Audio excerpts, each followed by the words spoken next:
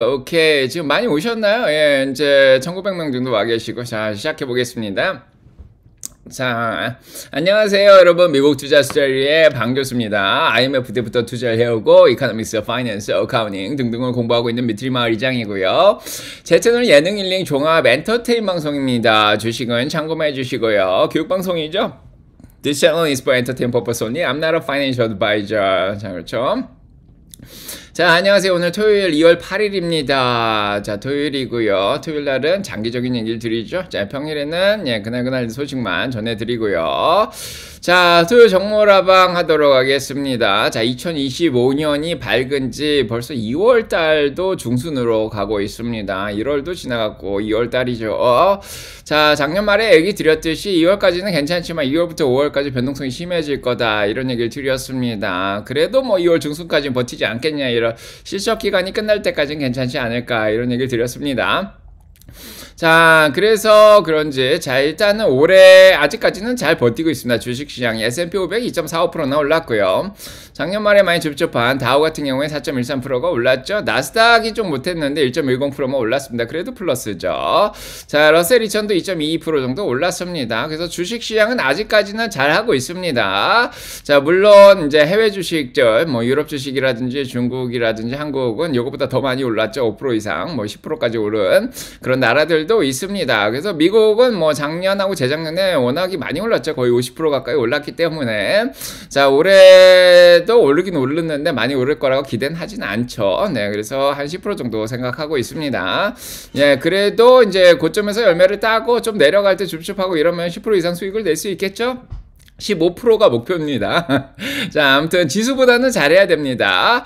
자, 그런 상황이고, 자, 그래서 뭐 때문에 이렇게 많이 떨어졌냐? 나스닥이 뭐 1%밖에 못 올랐죠. 자, 그래서 많이 오르지 못했습니다. 자, 이유는, 자, 작년까지 인기가 많았던 빅텍들이, 자, 올해 들어가면서 조금 힘들었죠. 네, 그래서 지난 일주일 동안 테슬라가 3.39% 떨어지고, 자, 아마존 40%, 자, 애플이 2.40%, 마이크로소프트 1.46%, 구글이 3.19%, 이번 주에 더 떨어져서 그렇습니다. 나머지들도 좀 빠지긴 했는데, 그래도 빅텍이 조금 더 선명하게 빨간색이죠. 많이 떨어졌다는 얘기입니다. 실적 때문에 그렇습니다. 아마존의 이제 AWS 쪽에 뭐 가이던스도 조금 낮게 나왔고, 자, AWS 걱정이 나오면서 이제 클라우드 쪽이죠. 구글하고 마이크로소프트까지 영향을 미쳤고요. 테슬라하고 애플은 이제 관세 문제죠. 미중 간의 갈등 때문에 그런 상황입니다. 그래서 여러 가지 이제 큰 주식들에 좀 영향을 미칠 그런 상황인데, 뭐 엔비디아는 잘 올라가고, 자, 있습니다. 이거는 지난주에 많이 떨어졌죠. 엔비디아는 이미 뭐 딥식 때문에 영향을 많이 받았다가 자, 반등을 하고 있습니다. 아직도 회복 중이죠. 135불 미치면 아직 조정 기간으로 들어가 있어서, 자, 엔비디아도 많이 떨어졌습니다. 자, 그런 상황이고, 그래서 지난 5일 동안 이제 관세 문제로 이제 많이 떨어졌는데, 월요일 날 화수목에 걸쳐서 많이 또 반등을 했죠. 네, 다 떨쳐버리고. 근데 어제 관세 문제로 다시 떨어졌습니다. 자, 이번 주는 관세 때문에 변동성이 좀 심했는데, 그래도 이번 주 잘 했어요. 네, 월요일 바닥 기준으로 해서 S&P 500 다우, 네, 나스닥, 러셀 다 상승은 했기 때문에 지난주 금요일하고 지금하고 뭐 큰 차이는 없습니다. 개별 종목별로 좀 영향을 많이 받았긴 하지만은 뭐 주식시장이 그렇게 나빠 보이진 않습니다. 아직까지는. 자, 일단은 트럼프가 캐나다하고 멕시코, 중국의 관세를 매기겠다, 지난주 토요일날 얘기를 하면서 월요일날 주식시장이 크게 흔들렸죠. 네, 그런 상황이었고, 자, 하지만은 이제 캐나다하고 멕시코 쪽에 군대들이 이제 배치가 되면서 이제 마약이라든지 불법 이민 같은 거를 못 들어오게 하겠다, 이제 전화 통화로 해가지고 협상이 잘 돼서 25% 관세를 한 달 정도 이제 늦추겠다, 이런 얘기를 했습니다. 자, 그 얘기 때문에 주식시장이 반등하기 시작한 거죠. 자, 하지만은 중국에는 관세를 매겼습니다. 10% 정도 관세를 매겼는데, 사실 이것도 60% 관세 매기겠다고 얘기를 했지만은 10%만 관세를 매겼기 때문에 중국은 사실은 크게 영향을 안 받고 오히려 반기는 그런 분위기였죠. 그래서 주식시장이 많이 반등을 했습니다. 자, 하지만은 중국은 뭐 10% 관세를 매겼기 때문에 세수처는 취해야 되겠죠. 뭔가 대응을 하긴 했는데, 그래서 미국이 한 80개 정도 되는 그런 회사들에 기업들에 대한 조사가 들어간다. 블랙리스트에 올렸고, 그 중에서 가장 컸던 게 요거죠. 애플에 대한 조사를 하겠다 이런 얘기했습니다. 뭐 구글 조사는 구글은 이미 옛날에 빠져나왔고, 그 다음에 엔비디아 조사한다 그런 거는 12월에 이미 조사가 들어간 상황이었고, 자 그게 영향이 없었는데 애플에 대해서 조사를 하겠다 이런 얘기가 나오니까 애플이 좀 타격을 자 입었습니다. 오히려 딥식의 영향에서 거의 영향을 안 받고 애플이 올라갔었는데, 이거 자 미중 간의 갈등으로 인해서 애플이 좀 빠진 그런 상황이다 이렇게 보시면 될 것 같고요. 자 이런 상황에서 유럽 쪽에도 관세를 반드시 매기겠다 이런 얘기를 하면서 유럽 쪽에 영향을 미치긴 했는데, 그렇다고 관세를 매긴 건 아니죠. 그래서 화수목까지는 잘 버텼습니다. 그러다가 어제 갑자기 충격적인 소식이 나왔죠. 트럼프가 리시프로컬 테립을 매기겠다. 자, 이거가 모두에게 영향을 미치겠다. 이렇게 한 번 더 얘기를 했습니다. 그래서 유럽 쪽에 확실히 관세를 매기겠다 얘기한 거를, 자, 일본의 수상이 미국을 방문하자마자 그 얘기를 했습니다. 그래서 일본은 여기 대해서 쫄았죠. 예, 그래서 영향을 받아가지고 1트릴리언 달러, 1조 달러를 내가 미국에 투자를 일본에서 하겠다 이러면서, 자, 어느 정도 외교적인 노력이 성공을 거뒀습니다.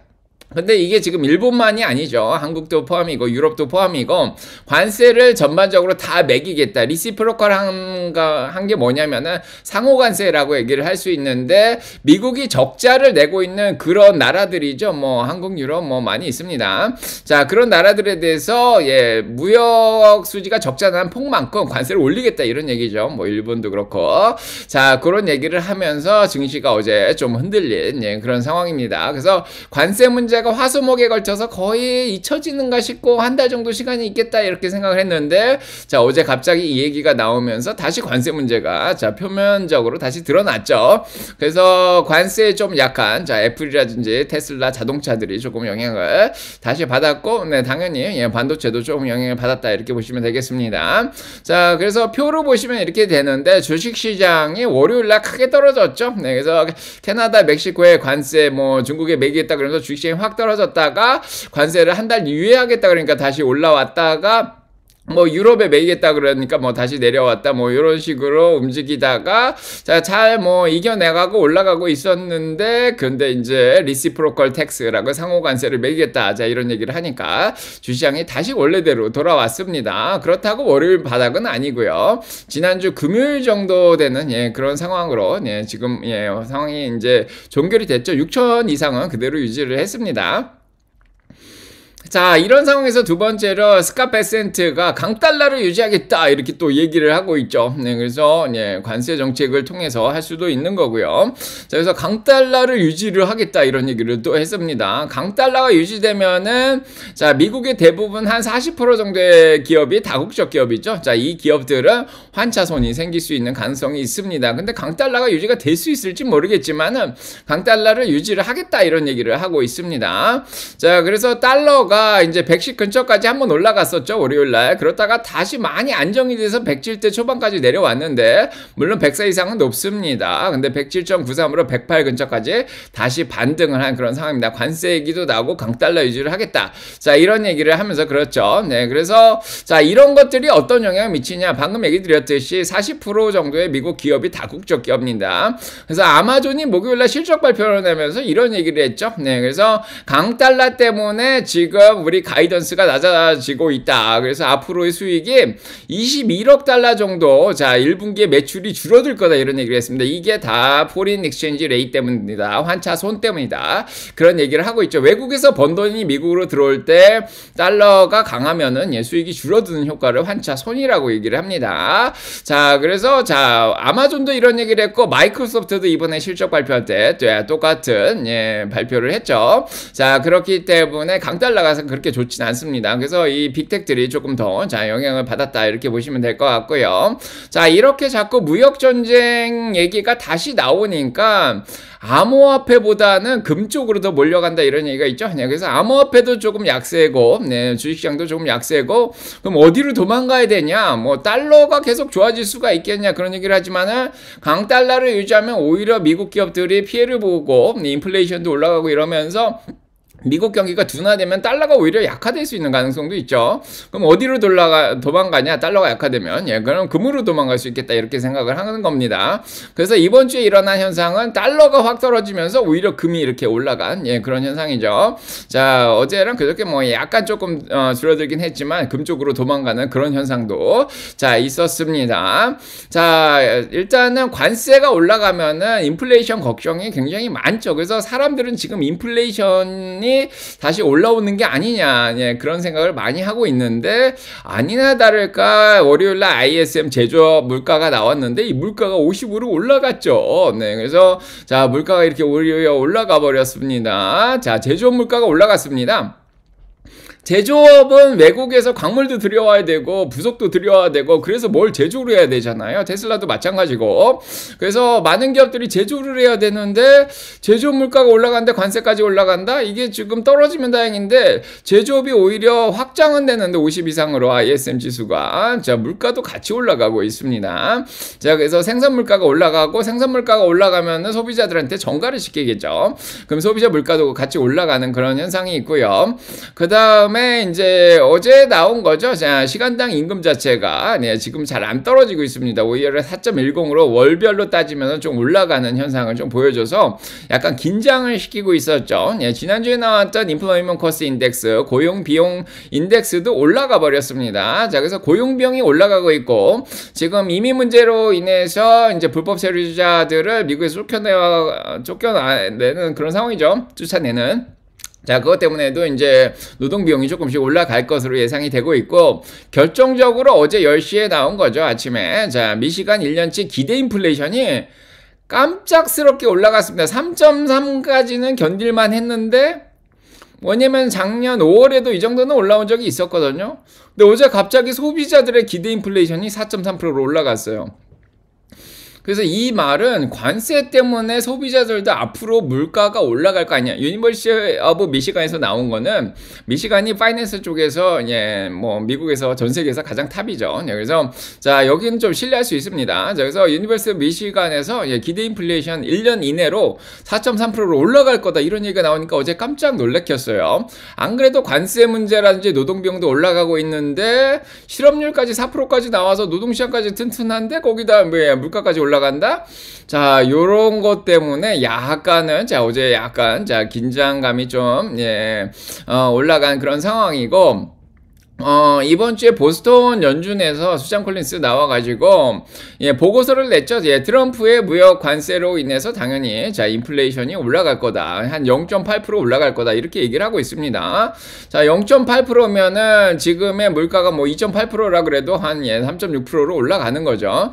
그래서 이 미시간에서 나온 기대 인플레이션 4.3%가, 예, 뭐 이게, 예, 말도 안 되는 숫자는 아니고, 예, 그런 건 아닙니다. 자, 그래서 연준 위원들도 계속해서 기대 인플레이션에 대한 걱정이 나오는, 예, 그런 상황이고요.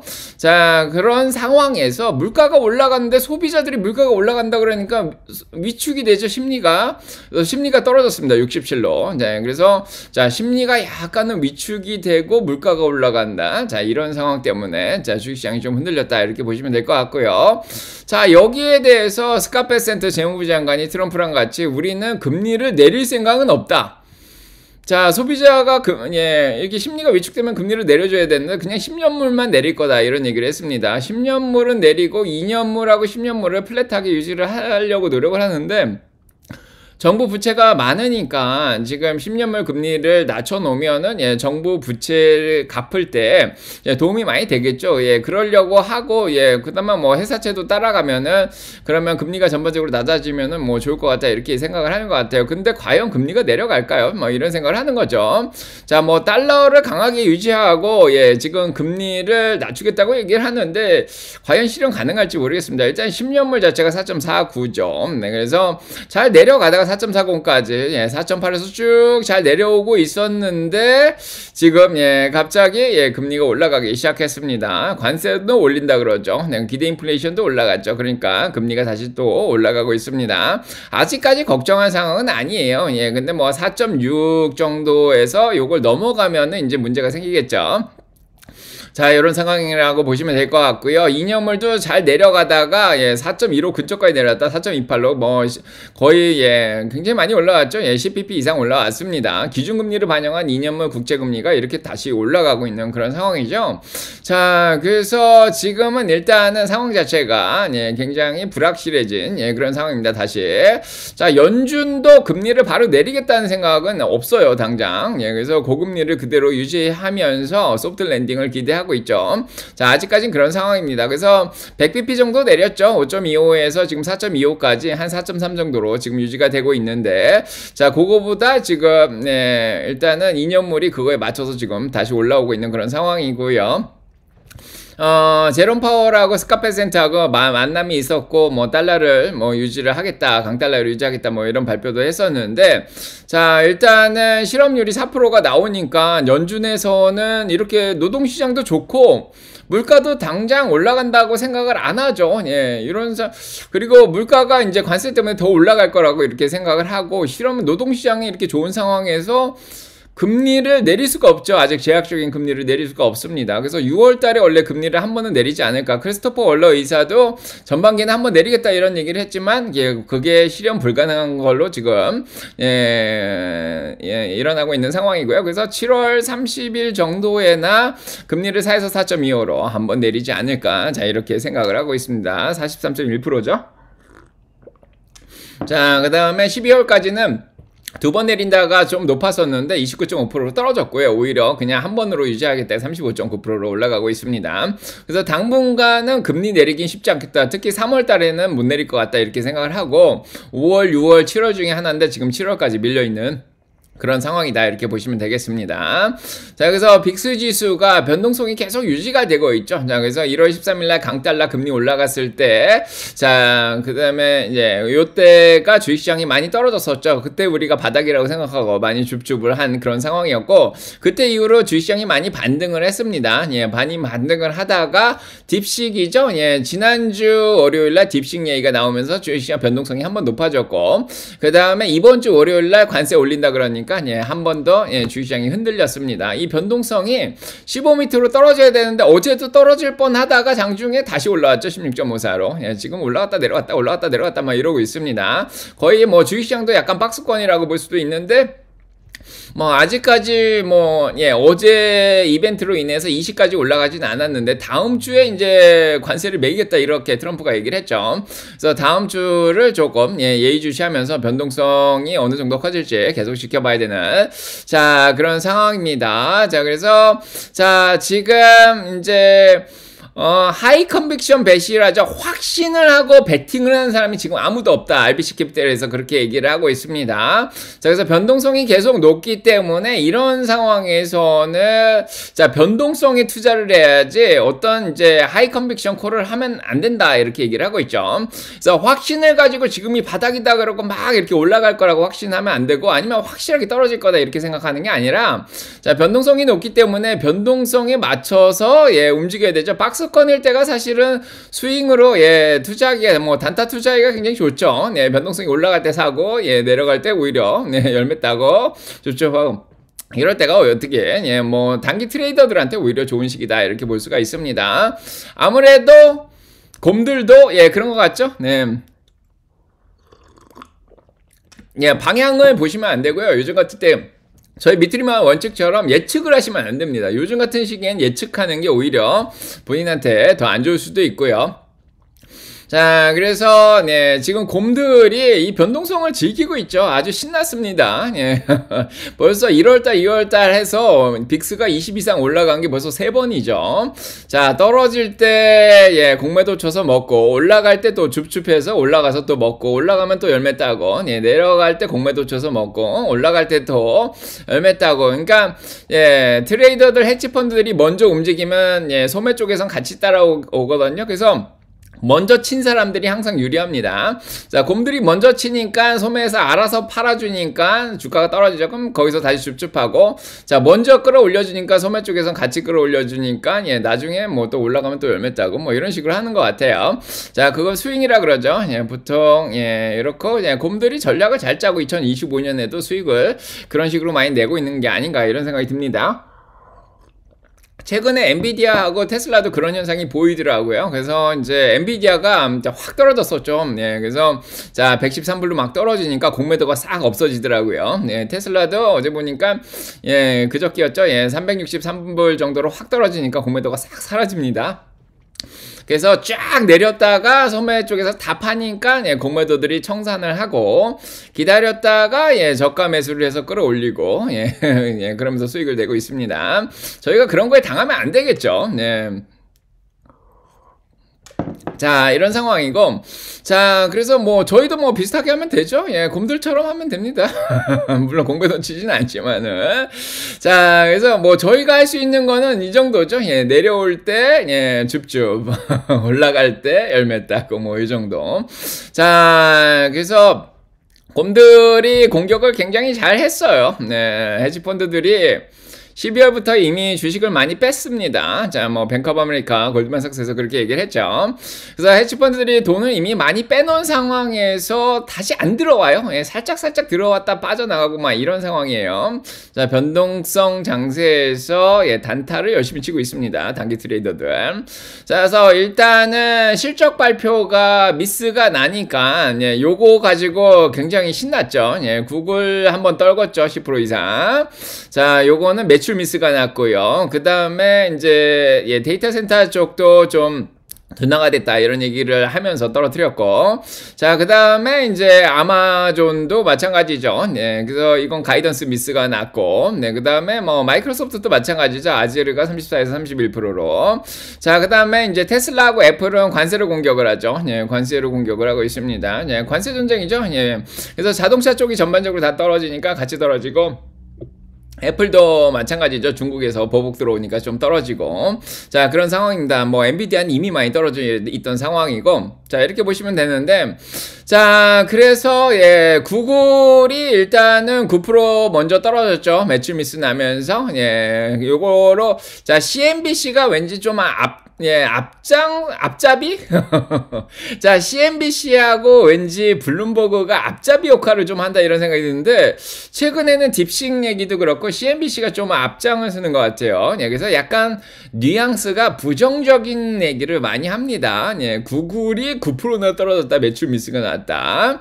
자, 아마존이, 예, 그래서 매출이, 예, 실망스러웠다. 예, 매출 전망이 실망스러웠다. 자, 이렇게 얘기를 하고, 자, 그 다음에 마이크로소프트가 지금 매출 가이던스가 또 약해졌다 이렇게 또 얘기하면서 떨어뜨리죠.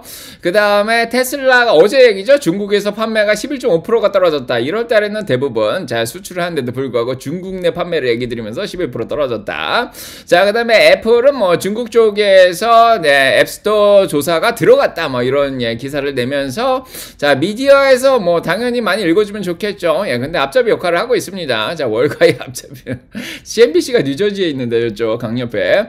자, 아무튼 네, 그 다음에 중국의 딥식 얘기도 가장 먼저 터뜨린 게 얘들이죠. 예, 지난주 월요일이 아니라 지지난주 금요일날 얘기를 했죠. 이미 금요일부터 얘기를 드렸고 딥식이 나와서 챗GPT 큰일 났다. 뭐 저비용으로 뭐 개발을 해냈다 이러면서 엔비디아 쳤죠. 그래서 엔비디아 어마어마하게 하루에 17%나 떨어졌고요. 자, 뱅크 오브 아메리카 전통적인 곰이죠. 네, 뱅크 오브 아메리카 마이클 하트네 2023년 4년에 침체온다 그런데 틀렸죠. 자, 레그니피슨 7 얘기하고 있습니다. 매그니피슨 7이 아니라 이제 레그니피슨 7이다. 뭐 렉이다. 뭐 성장이 둔화되기 때문에 뭐 주가 올라갈 거 기대하지 말라. 뭐 이런 얘기 지난주에도 얘기 드렸습니다. 자, 이러면서 전반적으로 예, 작년까지 인기 있었던 빅7에 대한 예, 성장 둔화를 계속 얘기를 하면서 사실은 매출이 어마어마하거든요. 예, 작년 동기 대비해서 뭐 30%씩 다 증가하고, 예, 데이터 센터 쪽에, 클라우드 쪽에 이렇게까지 증가했는데도 불구하고 굉장히 엄격한 기준을 들이대면서 약간만 미스해도 주가를 막 떨어뜨리죠. 자, 이렇게 언론하고 같이 플레이를 하고 있습니다. 당연히 매출이 예, 좀 줄어들었어요. 매출이 일단은 기대치를 올려놔서 그런지 몰라도 5년 평균 69%라든지 10년 평균 64%보다 줄어들었습니다. 그래서 매출 미스가 나고 있죠, 지금. 그래서 매출이 약간만 미스 나도 예, 비용을 줄였음에도 불구하고 주당 순이익은 잘 나오고 있거든요. 사실 그게 더 중요하죠. EPS가 더 중요한데 매출 미스 난 걸로 인해서 자, 엄격한 기준을 들이대면서 떨어뜨리고 있습니다. 그렇고요. 네, 그다음에 곰들이 공격할 수 있는 게 지금 국가 부채가 너무 높죠. 예, 35조 달러 이상이 지금 넘어가고 있는 상황인데 요걸 줄이려고 노력을 많이 하고 있습니다. 국채금리도 떨어뜨리고 뭐 연방 공무원들도 해고하려고 그러고 뭐 이렇게 이것저것 노력을 하고 있는데 쉽지가 않아요. 그리고 지금 부채 한도를 조정을 못했죠. 없애지 못했습니다. 의회에서 그 권한을 행정부에 주려고 안 하고 있죠. 그래서 스페셜 메저로 예, 제넷 옐런 장관이 있을 때 지금 부채를 더 지금 발행을 하면서 국채를 발행을 하면서 요거를 메꿔 나가고 있었는데 그 한도도 지금 넘어가고 있는 상황입니다. 거의 60% 이상 그걸 썼다 그래요. 그래서 지금 뭐 정부 부채 한도를 또 조정을 해야 되는 그런 상황입니다.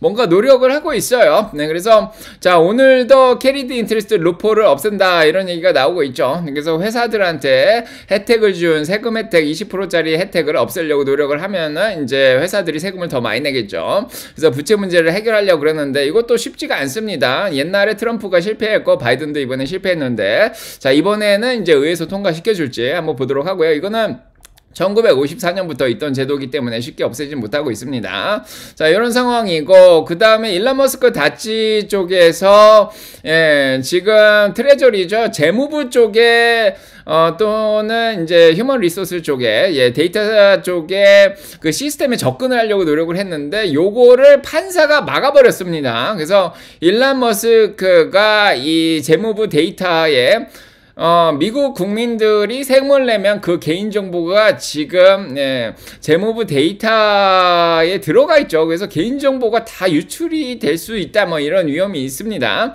그래서 주가 소송을 걸었어요. 그래서 각주하고, 네, 그래서 국회의원들 하고, 이래서 소송을 걸어가지고 판사가 접근을 못하게 하고 있습니다. 그래서 지금 일론 머스크가 하는 게 굉장히 용이하지가 않아요. 정부 반대를 너무 많이 받고 있고, 공무원들 USAID죠. 예, 지금 이게 전 세계 인도 차원에서 미국이 도와주는 겁니다. 전 세계 가난한 사람들 뭐 약 개발하고 이런 것들을 좀 도와주는데, 그래서 USAID가 어떻게 보면 미국이 전 세계 지도자적 나라라는 걸 보여주는 그런 기관이라고 볼 수가 있죠.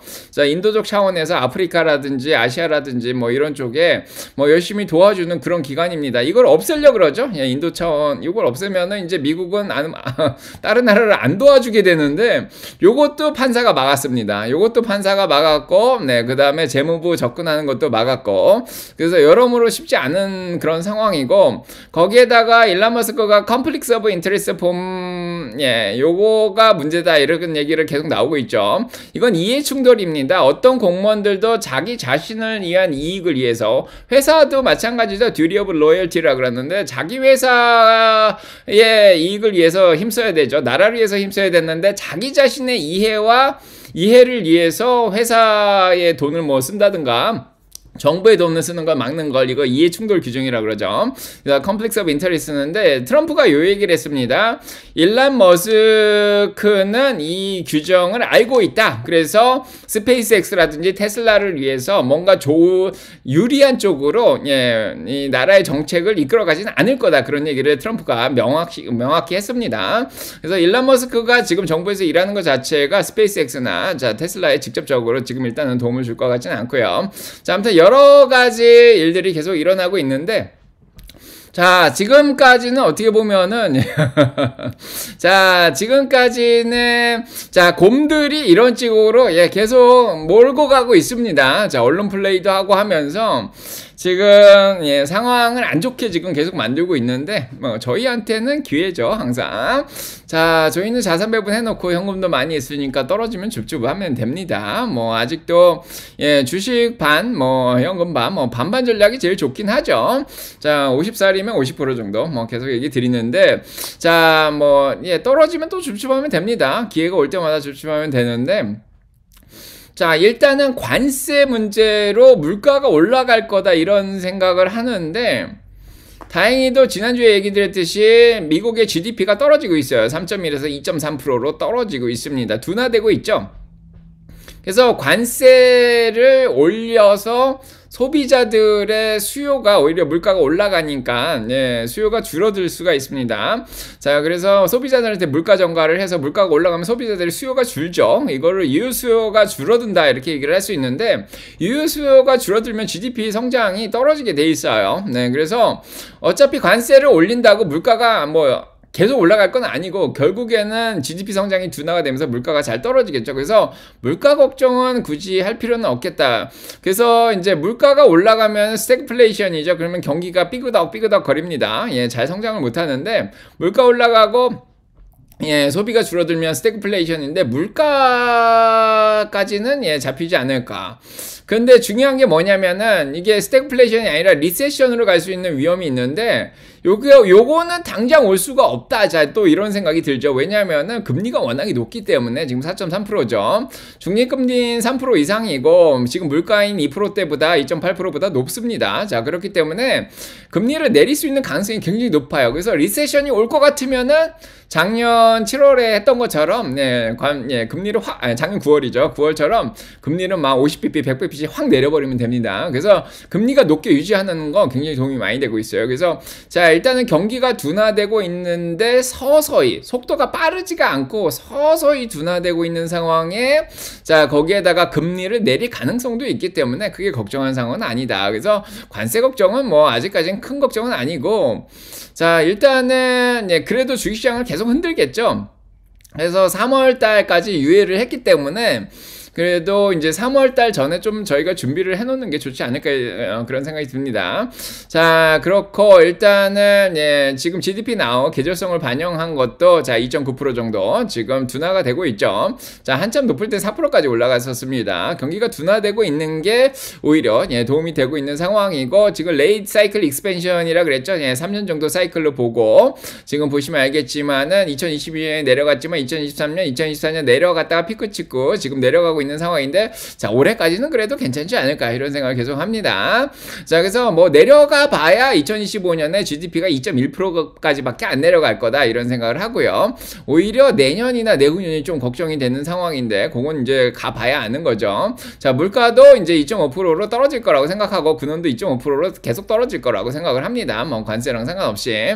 자, 점도표가 3월에 찍혀보면 알겠지만 일단 뭐 굴수비 총재도 계속 얘기하죠. 향후 12에서 18개월 동안에 예, 금리가 훨씬 낮아질 거다. 그래서 경기 둔화를 지금 우려를 하고 있는 상황입니다. 경기 선행지수 예, 뭐 이것도 낮아지고 있죠. 뭐 지난주에 얘기 드렸고요. 마이너스로 주문이라든지 자, 소비자 기대감이 마이너스로 좀 떨어지고 있는 상황이고, 소매 판매도 좀 줄어들고 있습니다. 헐리데이 지나면서. 자, 그 다음에 근원물가 사실 떨어졌죠. 예, 지금 좀 약간 둔화되고 있어서 PC가 좀 잘 나왔습니다.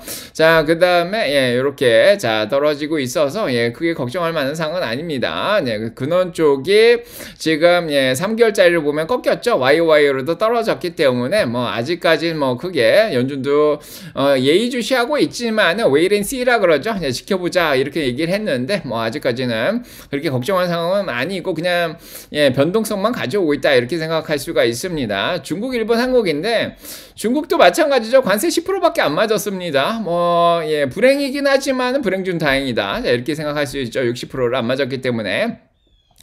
중국은 거기에다 구정이 있었죠. 네, 그래서 구정을 지나면서 오히려 뭐 중국 관세라든지 아니면은 딥식 뭐 등등 해가지고 거의 영향을 안 받았어요. 네, 그래서 항생지수가 올해 들어서 5.37% 올랐습니다. CSI도 2.60% 올랐죠. 한국도 주식시장이 문을 닫고 있었죠. 네, 그렇기 때문에 예, 지금 네, 한국도 2.84%가 올랐습니다. 그래서 자, 미국 증시 충격을 거의 안 받았는데 일본은 계속 열려 있었어요. 신정세이기 때문에. 자, 그렇기 때문에 0.75%밖에 자, 못 오른 그런 상황이다. 자, 이렇게 보여지고, 자, 지금 일본이 조금 예, 걱정이 되죠.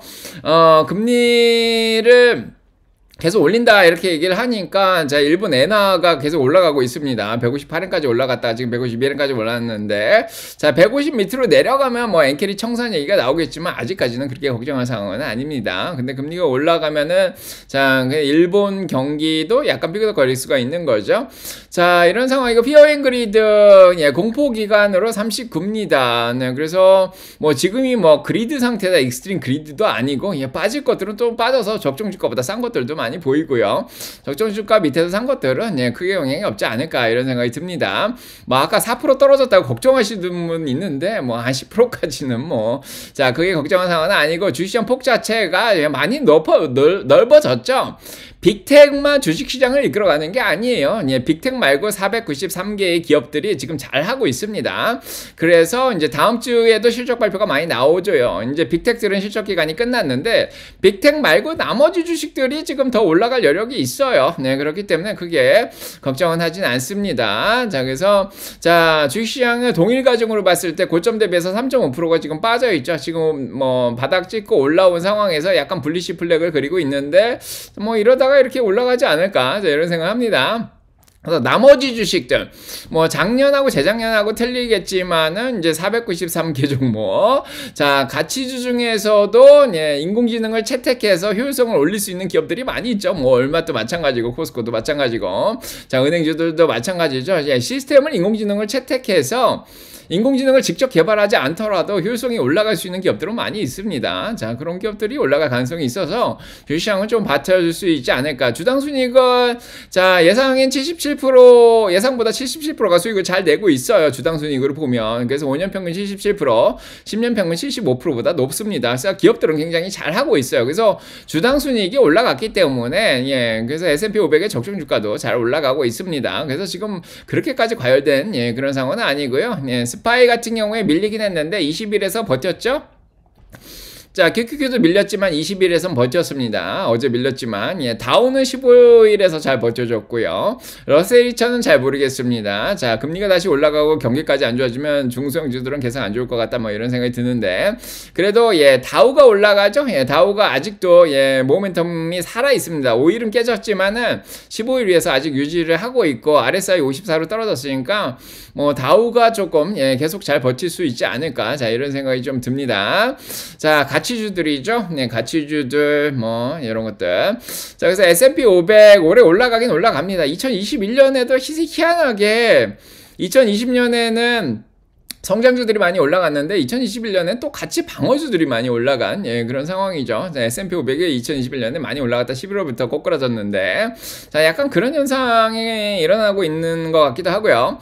자, 제 내피셜입니다. 참고하시고 2025년 예, 결국엔 뭐가 올라가든 성장주가 올라가든 가치주가 올라가든 예, 6,500에서 7,200까지 올라간다고 생각을 하죠. 지금보다 한 10% 정도 이상은 올라갈 거라고 생각을 하고 있습니다. 자, 그리고 뭐 가상 예, 항상 얘기 드리지만 4차 산업혁명의 완성입니다. 2025년. 자, 아직도 뭐 새로운 것들이 계속 나오죠. 인공지능, 클라우드뿐만 아니라 자율주행, 양자 컴퓨터뿐만 아니라 자, 증강현실도 있고요. 뭐 등등 굉장히 많이 나오고 있습니다. 자, 우주산업도 있고. 자, 일단은 인공지능 쪽에 빅세븐의 KPX 투자가 계속되고 있죠. 어마어마합니다. 지금 예, 투자가 2024년만 하더라도 이렇게까지 2380억 달러나 지금 투자를 했어요. 자, 어마어마하죠. 애플은 얼마 안 되지만 마이크로소프트라든지 지금 보라색의 구글이라든지 지금 아마존이라든지 메타라든지 거기에다 테슬라까지 힘을 합쳐가지고 KPX 자본 투자가 어마어마하게 일어나고 있습니다. 투자한 만큼 성장을 하겠죠. 투자를 안 하면 상관이 없는데 투자한 만큼 성장합니다. 이번 실적 발표할 때 아마존이 KPX 투자를 1040억 달러를 하겠다. 올해 마이크로소프트 KPX 투자 800억 달러 하겠다. 구글이 750억 달러 하겠다. 메타가 650억 달러 하겠다. 테슬라는 110억 달러 하고 있죠. 자, 그래서 자, 여러모로 인해서 예, 자본 투자가 계속되고 있기 때문에 이게 뭐 계속 성장할 수밖에 없는 예, 그런 구도가 아닌가 싶고. 자, 이번 주에도 팔란티어 실적 잘 나왔죠. 인공지능 쪽 잘 하고 있습니다. 자, 그다음에 미국과 중국 간의 격차가 굉장히 커요. 네, 그래서 뭐 채법만 따질 수는 없는 거고요. 자, 미국은 자본 투자를 통해서 예, 그 1위 자리를 예, 경제적 해자를 계속 달성하려고 노력을 하고 있고 딥식이 오히려 인공지능 투자를 더 늘려줄 거다. 자, 이런 얘기를 하고 있고 ASML도 실적이 오히려 자, 잘 나오고 있죠. 자, 인공지능 수요가 계속 늘어나고 있다 얘기를 하고 있고 자, 오픈 AI는 예, 지금 텍사스에만 스타게이트를 이렇게 큰 걸 짓는 줄 알았더니 자, 12개 주의 데이터 센터를 짓고 있습니다. 자, 그래서 지난주에도 얘기 드렸죠. 거의 뭐 5천억 달러까지 예, 투자를 하고 있는 상황이고 자, 오픈 AI는 AI 에이전트 딥 리서치를 또 이번 주에 또 론칭을 했습니다. 인공지능 계속 발전하고 있습니다. 자, 미국을 따라가기가 너무 힘들어요. 향후 10년 동안 미국이 계속 1등을 유지하지 않을까 이런 생각까지 들죠. 자, 일단은 뭐 방금 얘기 드렸지만은 트럼프도 이제 인공지능을 밀고 있습니다. 5천억 달러. 자, 그래서 오라클하고 오픈 AI, 소프트뱅크 일본에다 투자한다 그랬고, 어제 일본 총리는 나와서 1 트릴리언 달러를 이제 미국에 더 투자하겠다 이런 약속까지 하고 갔습니다. 자, 그 다음에 그것 중에 일본이 1 트릴리언 달러를 어디다 쓰는지 좀 봤더니 인공지능만 하는 게 아니라 군비 증강을 하려고 그래요. 군비 증강. 이거 좀 깜짝 놀랄 소식인데, 지금 일본의 해군력이 한국보다 높죠. 자, 1 트릴리언 달러를 미국에서 무기를 사겠다 이렇게. 자, 이게 레이디언이 될 수도 있고 로키드 마틴이 될 수도 있는데, 자, 육군은 한국이 훨씬 센데 해군이 지금 평원법 개정했죠. 그러면서 군비 증강을 지금 일본에서 하고 있는데, 이걸 1 트릴리언 달러를 군비를 사겠다 이렇게 발표를 했어요. 미국은 신났죠. 알았다.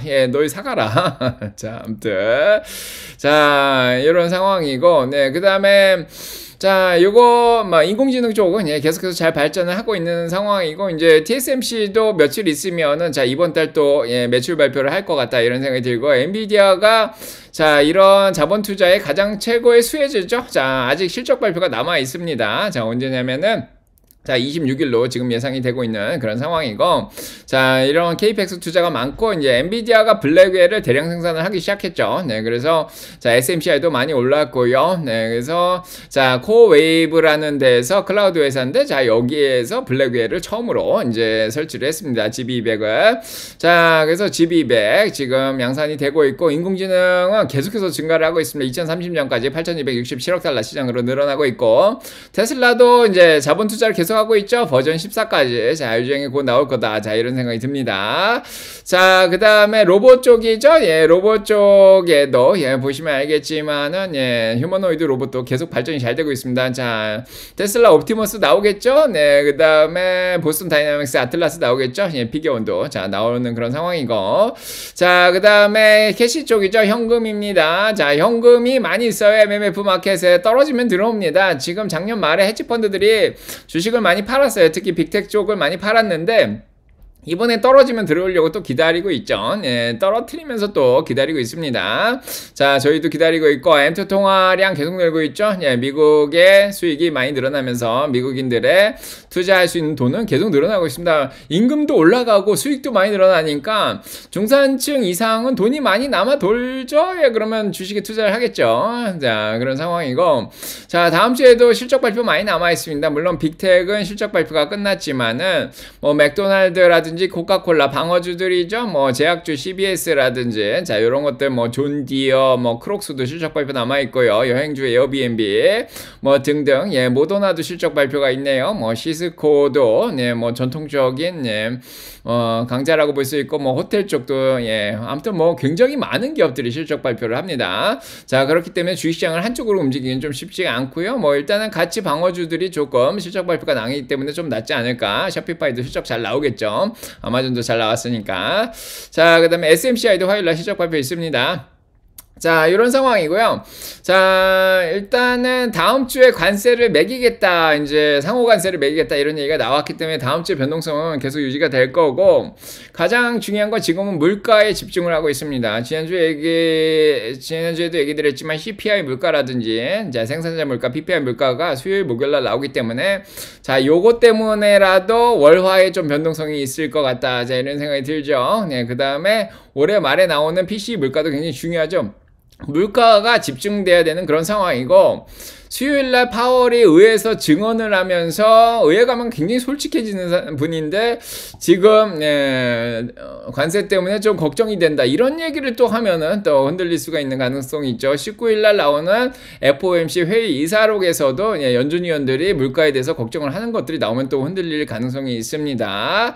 자, 그래서 이런 것들을 계속 지켜봐야 하는 상황이라, 다음 주하고 일단 실적 발표가 있기 때문에 안정적으로 갈 수도 있는데, 있는데, 자, 일단은 요 CPI 요런 것 때문에 변동성이 계속 유지가 되면서 다음 주하고 다다음 주까지는 계속 힘들 것 같다 이런 생각이 들어요.